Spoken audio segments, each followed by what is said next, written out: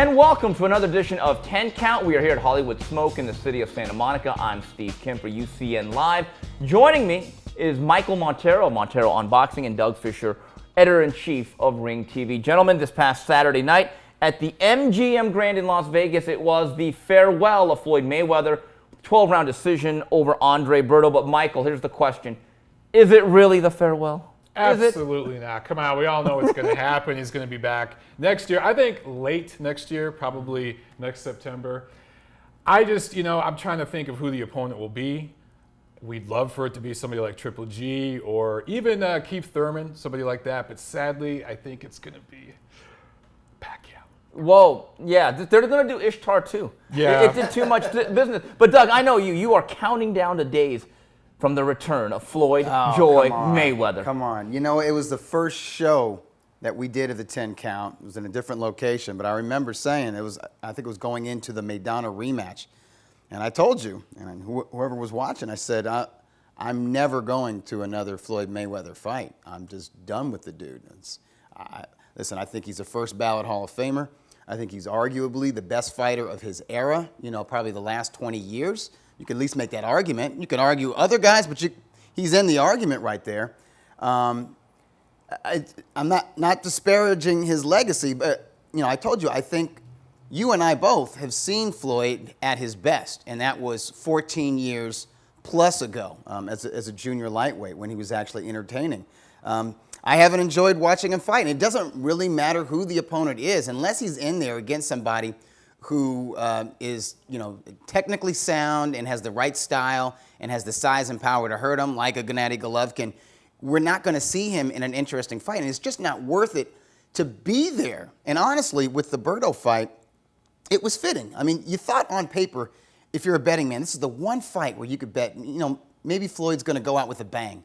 Maybe he's going to close the show and knock this guy out, because the dude can be knocked out. You don't have to be a monster puncher to knock out Mayweather-Berto. I mean, his expiration date has expired on his chin, punch resistance, and those legs. But in typical Floyd fashion, and I guess it was fitting that he went out with an uneventful 12-round. Now, wait a minute. Doug, you said for a while, you are doing the Selma. You're boycotting. Now, I find interesting. You're boycotting in terms of being there. Now, right. For full disclosure, Michael, you admitted you didn't even listen on the radio to this fight. You didn't even bother to waste bandwidth on a stream on your Saturday night. No, I had a little experiment that I performed for this fight. I wanted to see if I could watch a fight via Twitter, my Twitter feed, and if it went according to my prediction. It did. Guess what I saw 12 times on my Twitter feed? Floyd 10-9, Floyd 10-9. And then on my Instagram, I saw the last 10 seconds of the fight where Floyd just ran around doing the victory lap. The victory lap. That whole 10 seconds, to me, encapsulated Floyd's the last decade of his career. You know what's interesting? I had two TVs at my friend's house, Matt Swider, and I was listening on the radio, or in other words, I got a stream, and I'm watching this fight, and it's not the greatest stream in the world. It's pixelated, it's coming in and out, and I'm thinking to myself, this version of the fight, I can imagine certain things happening. Right. Listen, he won every round. Here's what I think is the greatest indictment of Floyd, who, again, was strategically brilliant. Doug, he didn't do as much damage to Berto as Jesus Soto Carras. Right. Whoa. Yeah. Beat me to it. Boxing's supposed to be hit and not get hit. With Floyd, it's not get hit. Not get hit. And not get hit. Not get hit, and every once in a while, hit. He's the master of the high connect rate, but very low volume. When you look at his totals over 12 rounds, it's always, it's a low volume. That's just not my cup of tea, and it certainly isn't the cup of tea of crossover fans. Now, if you want to talk about his legacy, if this is indeed his last fight, and we all know it isn't, but it's close to his last fight, you know what I mean? He is winding it down. I mean, he might fight 2 or 3 more times. That would probably be stretched out or whatever. But his legacy is that he developed a very boring style, but at the same time, he developed a polarizing persona and character that made people want to tune in to see him lose. And he came around at the right time. I mean, Hector Camacho Sr. had the same routine. And he was brilliant. He was an amazing boxer, for much of the 80s. But towards the end, he was basically a heel.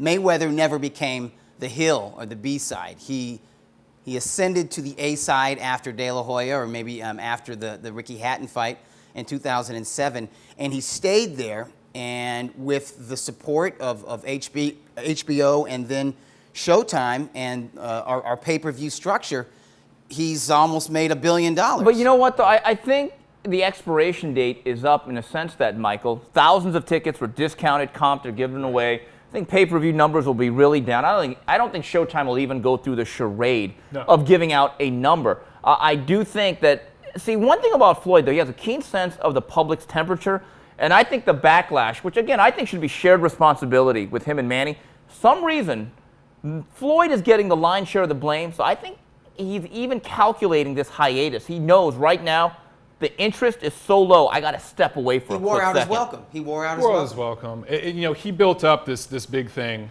over years and years and years with Manny Pacquiao. And you're right, there was a big backlash. And he sensed that. And that's why he put a British guy on the undercard, a Puerto Rican, a Mexican, because he knows those are big fan contingencies in boxing. I didn't think it's not going to help. Obviously, it didn't help sell tickets.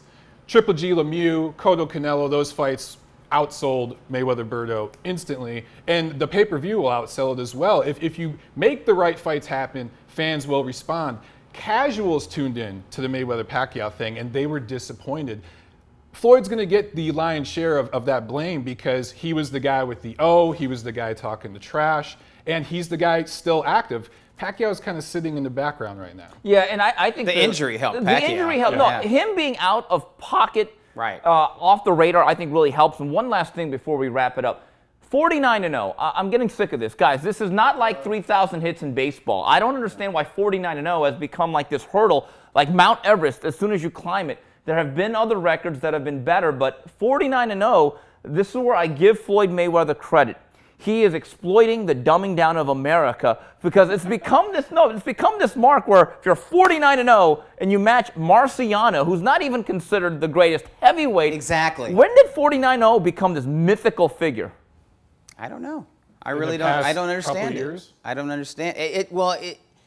If you are somebody who follows boxing history, you know for the lighter weight classes, guys have surpassed 50-0. Even 60-0. 87-0 for Chavez. Right, and there are a lot of guys in the Hall of Fame who exceeded 60 consecutive victories. Just off the top of my head, Nino Benvenuti is one of them. Willie Pep was one of them, as a matter of fact. Ray Robinson, 91-0 at one point. Even Ruben Olivares, I think. I mean, he had a draw in there, but it was like he went unbeaten in his first 61 pro fights, and he had 58 knockouts in that stretch. There are guys who fought 49 times or more in a year and won all of them. So activity. I don't understand it. Here's my thing about the whole goose egg, and I don't want to spend a lot of time on this, but I know the object in boxing is to win. But when you are evaluating a fighter, ranking him in his weight class or in a pound-for-pound sense, or all time.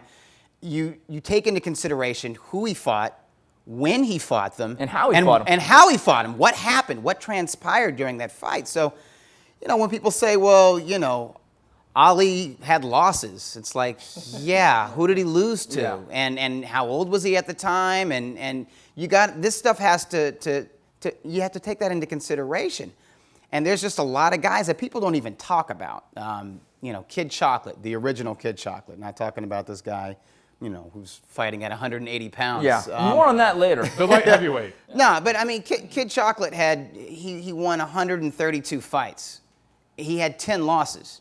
But those losses were to guys who were in their prime, who were 10 pounds heavier than him, and who were in the Hall of Fame. So, I mean, how much should those losses count against him? Yeah. That's my argument. Well, we'll end this with 3 letters. TBE. Or not. Well, that's it for this edition of 10 Count. I'm Steve Kim on behalf of Michael Montero and Doug Fisher. We'll be back with more.